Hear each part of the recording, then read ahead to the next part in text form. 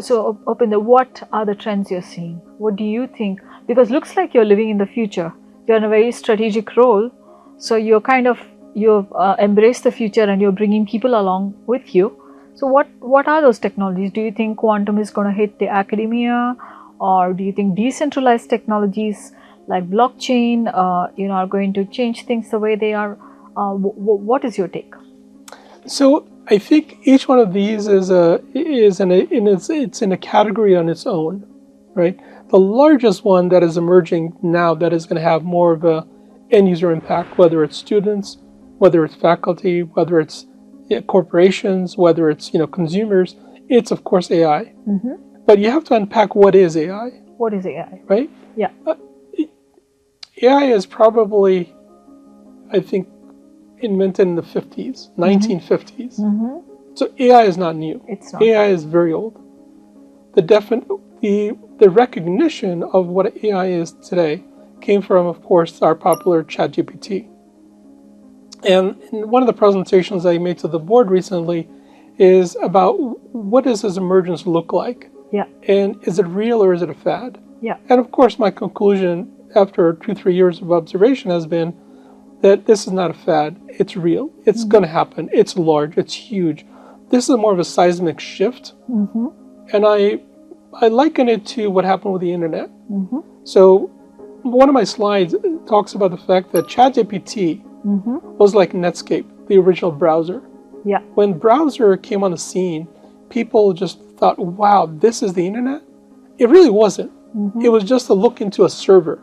Yeah. So ChatGPT is kind of that Netscape moment for AI. And you believe that, like it's... Absolutely. Yeah. I think I'm a firm believer that this is a seismic shift.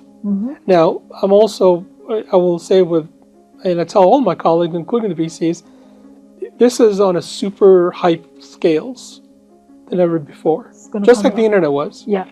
The scale might be different, the tempo might be different, various things might be different, but this is a normal adoption investment pattern where you invest a lot, and then there are a couple of winners. And I'm not the only one saying it. I mean, you talk to any JP Morgan, Goldman Sachs, anybody that you like, they all have a similar philosophy that you've got to get through this hype cycle. Yeah.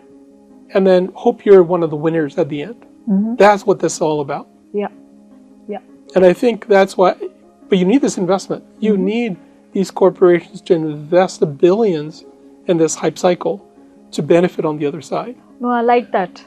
Because it's disruptive innovation and it sucks a lot of capital to make mistakes, right? Absolutely. And God bless them. And I'm so appreciative of them. I really am, that they're investing the money, because we as a human race will benefit for it over time if we adopt it and utilize it the right way. Yeah. Corporations, universities, all will benefit from the actual emergence of it. But you have to use it, responsibility, ethically. It can't be just about profit. You've got to think about the deployment of AI, or the components of AI. And again, there's so many components to AI and what that looks like going forward. So just like, I think, like we were talking about earlier, Netscape was, in the 1980s. Fast forward to today, we don't think about the browser, we don't think about the search engine, we don't think about the website, we don't think about e-commerce. But each one of those was a huge cycle in itself over the last 30, 40 years. Yeah. So this year, the cycle is, the models like Claude or ChatGPT or Gemini. Everybody wants to know which one's better, or which one I should use, or how do I use this, and so on. That's great. Just learn how to use them. But in 2 years, it's not going to matter which one you're using, because the world would have moved on to something else, probably agentic AI. Agentic AI is going to take over interactions. So it doesn't matter what model you're using, because the interactions are happening in that agent layer. Yeah. So I think you'll see this evolve over the next 10, 20 years. It's not going to be a short cycle. It's going to be this long. It won't be 40 years. I do think it will be shorter, but you will see a lot of functionality evolve and change. And I think that's where universities like University of San Francisco, we have to help our students to learn this evolution of technology that are coming. Yeah. It's a skill set. How to change, how to learn, how to modify, how to adapt to these changes that are coming down the pipe. I think that's what a lot of our focus, because we're a liberal arts college, it's perfect because we're teaching them life skills.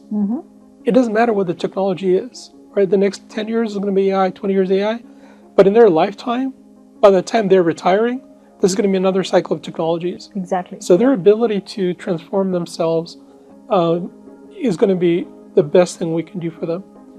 Besides that, it's ethics. How to be a good person.